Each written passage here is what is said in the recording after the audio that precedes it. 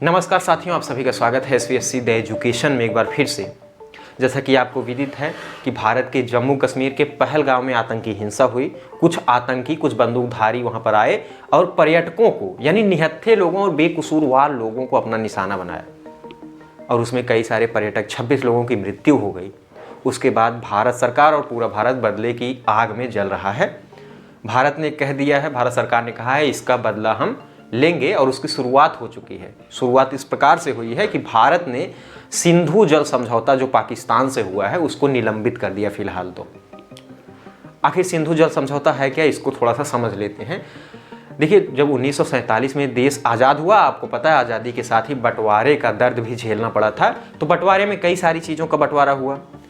बंगाल का बंटवारा हो गया और उसके साथ पंजाब का बंटवारा हुआ, पैसों का बंटवारा हुआ, ज़मीन का, थानों का।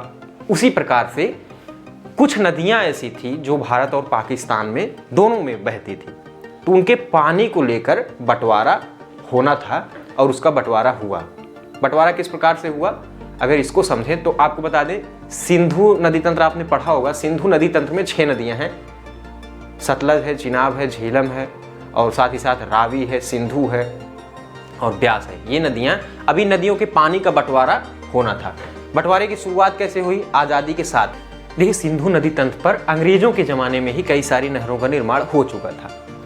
अब पानी के बहाव को लेकर बंटवारा होना था, तो पूर्वी पंजाब और पश्चिमी पंजाब जो पाकिस्तान के हिस्से में गया, पूर्वी पंजाब अपने हिस्से में था। इन दोनों के चीफ इंजीनियर को बुलाया गया और दोनों के बीच एक हस्ताक्षर हुई, एक समझौता हुआ कि भारत 31 मार्च 1948 तक पानी के कुछ हिस्से को पाकिस्तान को देता रहेगा। तो उस प्रकार से भारत पानी देता रहा। लेकिन जब 1948 31 मार्च को एक करार समाप्त हुआ, तो 1 अप्रैल 1948 को भारत ने 2 नहरों का पानी रोक दिया और इस पानी को रोकने के बाद पाकिस्तान में जबरदस्त हाहाकार मचा, एकदम अकाल पड़ गए। 17 लाख एकड़ जो ज़मीन है वहाँ पर सूखा पड़ने लगा और वहाँ के लोग त्राहिमाम करने लगे। इसके बाद क्योंकि ये कारण भी थे, कारण ये था कि उस समय कश्मीर का मुद्दा भी चल रहा था, तो पाकिस्तान पे एक प्रेशर बनाया जाए कि कश्मीर के मुद्दे को लेकर जो है पाकिस्तान पीछे हटे और कश्मीर का मुद्दा जो है वो सॉल्व हो। लेकिन जब इतना हाहाकार हुआ तो उसके बाद भारत पानी फिर से छोड़ने के लिए राजी हुआ और पाकिस्तान को पानी देता रहा। इसके बाद 1951 में नेहरू जी ने टेनिस वैली अथॉरिटी के प्रमुख को भारत बुलाया। उन्होंने भारत का दौरा किया, भारत के क्षेत्रों को देखा, पाकिस्तान गए, वो पाकिस्तान का भी दौरा किया और उसके बाद अमेरिका चले गए। और उसके बाद उन्होंने पानी को लेकर भारत और पाकिस्तान के एक लेख लिखा और वो लेख विश्व बैंक के प्रमुख के पास पहुंचा और विश्व बैंक के प्रमुख ने मध्यस्थता की और दशकों तक कई बैठकें हुई भारत और पाकिस्तान के प्रमुखों के बीच और अंततः जो है एक समझौता हुआ। पंडित जवाहरलाल नेहरू भारत के प्रधानमंत्री और पाकिस्तान के राष्ट्रपति अयूब खान के बीच कराची में ये समझौता हुआ और वहाँ पर हस्ताक्षर किए गए। 1960 में पानी के समझौते को लेकर किस प्रकार से बंटवारा हुआ उसको हम समझ लेते हैं।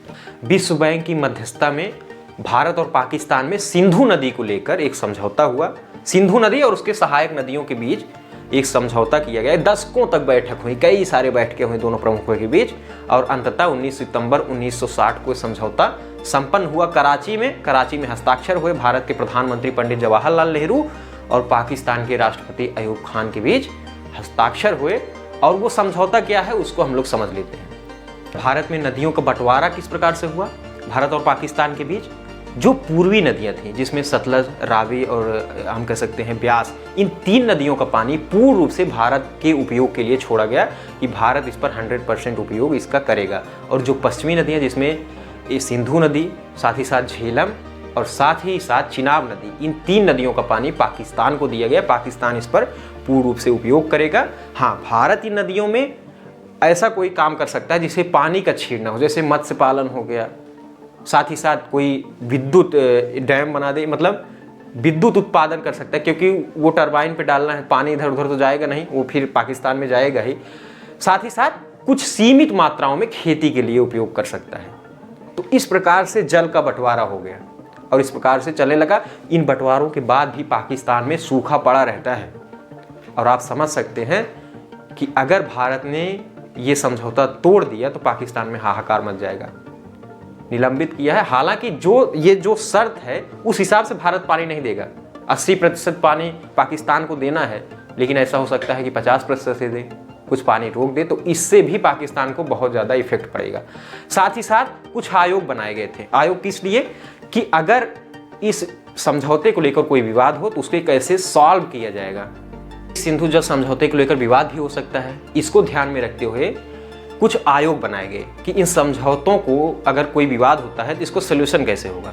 सोल्यूशन की बात करें तो सबसे पहले परमानेंट इंडस कमीशन की स्थापना की गई।